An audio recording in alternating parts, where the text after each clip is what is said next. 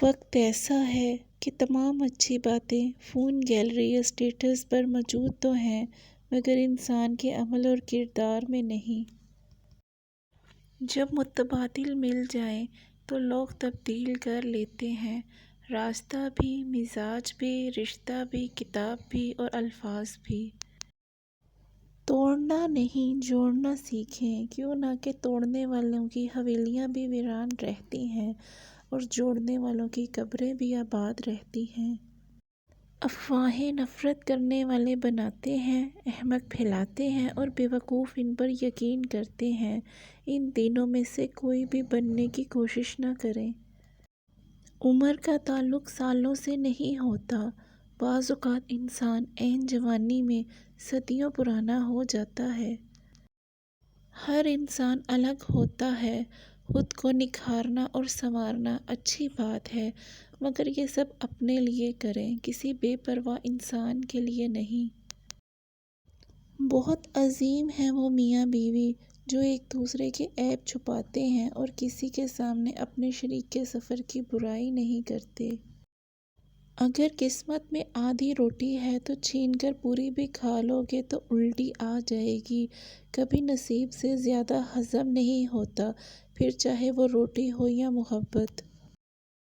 جیب میں وزن ہو تو بات میں بھی وزن آ جاتا ہے، پھر اور لوگ بکواس بھی بڑے اہتمام سے سنتے ہیں۔ بعض لوگوں کی پرسکون طبیعت ان کے اچھا ہونے کی دلیل نہیں۔ نشانہ باز بھی جب پرسکون دکھائی دے تو سمجھ لیں وہ تسلی کر چکا ہے کہ شکار گر چکا ہے۔ جب کوئی آپ کے ہزار مخلصانہ کوششوں کے بعد بھی آپ کو چھوڑ جانے پہ بضد ہو تو پھر ایک ہی قیمتی تحفہ ہے جو اسے آپ کو دینا چاہیے، وہ ہے راستہ۔ ہم انسان بھی خدا کی عجیب تخلیق ہیں، چاہے جتنا مرضی خود کو دوسروں کے رویوں سے لاپرواہ ظاہر کر لیں، لیکن برے رویے پر دل ہر بار نئے سرے سے دکھتا ہے۔ ہماری دنیا کے مسائل اتنے زیادہ نہیں جتنے طنز، سوال، دل دکھانے والے تبصرے۔ اگر صرف زبان روک لی جائے تو لوگوں کے دلوں کی تکلیف کم ہو جائے گی اور بہت سے دلوں کو سکون ملے گا۔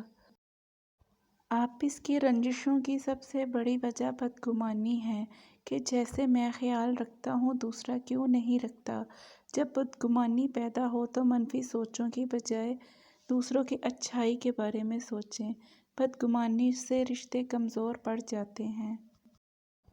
قبرستان کو قبرستان نہیں بلکہ شہر محبت، محبتوں کا شہر کہنا چاہیے، جہاں قدم قدم پر کسی نہ کسی کی محبت دفن ہے۔